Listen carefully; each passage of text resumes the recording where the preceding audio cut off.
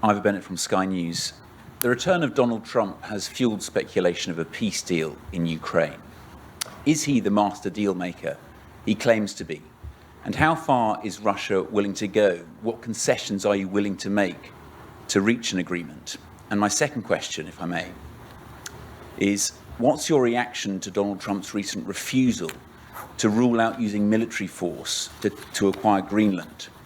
If that were to happen, how would Russia react? And can you rule out using military action in the Arctic?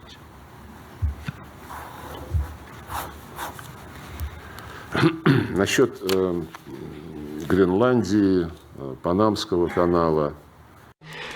With respect to Greenland and the Panama Canal, there are some specific initiatives in place that will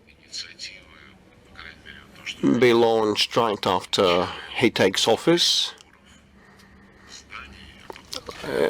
Some of the initiatives to start negotiations with Denmark to purchase Greenland.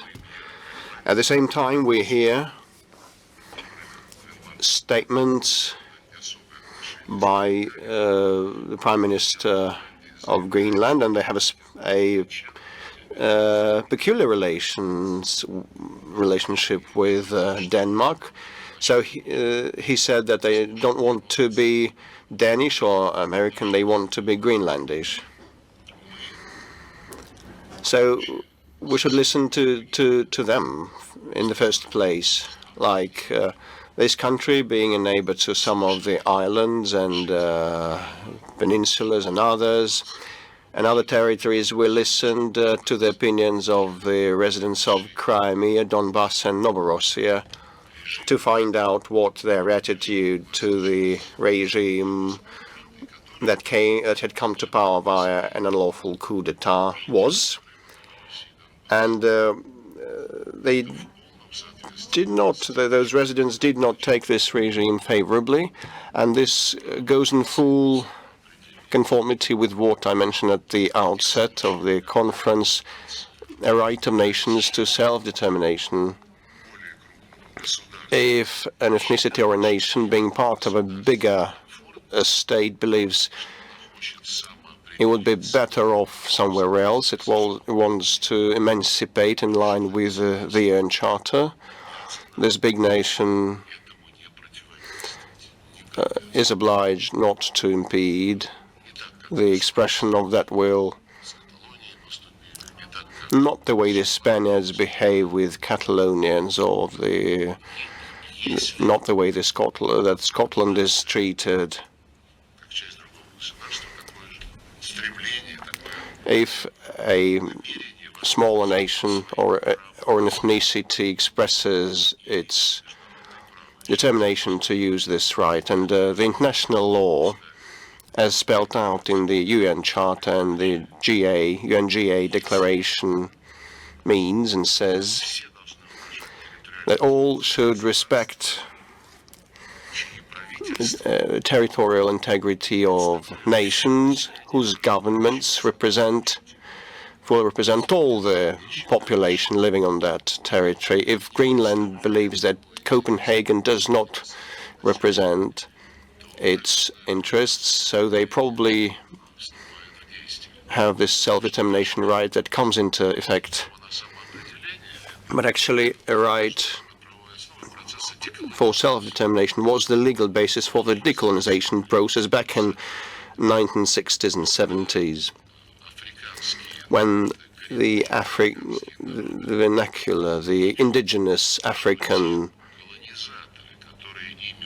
tribes and peoples understood that the colonizers that ruled them then did not represent them and their interests. This is when the self-determination right enshrined in the UN Charter was implemented at a large scale in full conformity with the Charter, but not completely. Today, there are 17 non-fully self-governed territories remaining in the world. There is a decolonization committee of the General Assembly of the United Nations meeting annually and stating every time that the decolonization process should be carried through to the end, including the Mayotte Island that the French would not part with, despite the UN decision, in the Comoran Islands and Mauritius, also in 17 territories that are not fully self-governed. Still, the right of nations to emancipate, to self-determine is existent. It is the foundation of the decision to finalize this process of decolonization, and inter alia, this right is pertinent of the decisions by the Crimean residents and the residents of Donbass in favor of self-determination back in 2014 and 2022. Similarly to the African peoples that did not believe that the colonizers represented them, now the Crimeans, the Donbass residents and the Novorossiya residents could not perceive the Nazis that came to power through a coup d'etat to represent them and cater to their interests and needs. So them Nazis, having seized power, proclaimed that they would eradicate the status of the Russian language in Ukraine, and they did so, and they banned laws, and they enacted laws banning the Russian language long before the special operation started. In the West, everybody is obsessed with the human rights, and no one said a word there then and now. Well, you know, human rights are reflected in Article 1 of the UN Charter. Well, everybody must respect human rights, respect of race, gender, creed, or ethnicity. So the canonic Orthodox Church in Ukraine is banned, and the language is banned in Ukraine. The Russian language is banned in Ukraine, and no one pays heed, although the West is so particular about the human rights, using every pretext to tout them. And, you know, in this case, day-to-day life of those people in Donbass was distorted and ruined, and everybody kept silent on that. So when President Trump, when he becomes president and takes office, comes up with his clear position on Ukrainian matters, we definitely will study and entertain that. And what is being said currently is being said in the run-up to the inauguration and major things. So as Donald Trump has himself said, he should first take office and become the lodger of the Oval Office. So all those things described in recent years have several aspects. Well, the fact that the real situation on the ground is now mentioned more frequently is commendable. And at the same time, Mr. Waltz, who, as I gather, will be the National Security Advisor in the future administration, and President Trump, in a big interview, mentioned also that they mentioned the root causes of the conflict in the respect that dragging the Kiev regime into NATO, despite the accords reached by the USSR and the United States in the past and later during the OSCE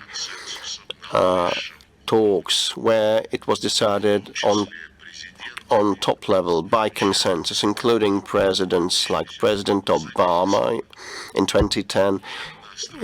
So that consensus decision spelled out not a single country or organization on the OSCE space aspires for domination, and no country will strengthen its security at the expense of someone else's security. And NATO has been doing what it promised not to do, exactly. And now Trump has voiced that openly. For the first time ever, a frank concession followed from the mouth of a Western leader that NATO members were lying when they signed documents and instruments with the USSR and later on the OSCE level. That was used as a screen, as a pretext and a garb to move closer to our borders, violating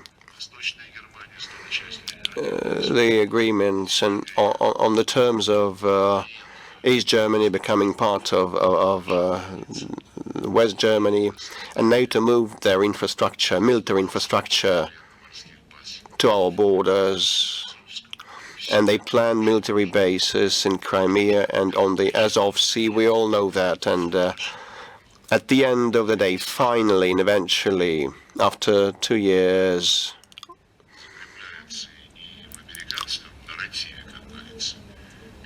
of our reminding them about that, well, we start hearing that in the American narrative, but no one at this point publicly mentions the rights of the Russians and Russian speakers whose language and culture and mass media and canonic faith in Ukraine were legally prohibited. So we will not have a serious conversation if the West pretends it were normal, and like when the ongoing administration in the person of Blinken and Sullivan says that the new administration will follow in the footsteps of supporting Ukraine. Is it the inheritance to exterminate all Russian things? Is their last will that they want to be inherited, that all belonging to Russian language and culture should be exterminated? It is a testimony of Nazism and upbringing and raising Nazis as a form of foreign policy against a country that the United States want to contain and prevent it from having any competitive advantages. So we'll wait for specific initiatives from the American side. And President Putin said he would be ready to meet. At this point, we haven't received any specific proposals. And President Trump said he would be ready to meet, but first he should take office, he said.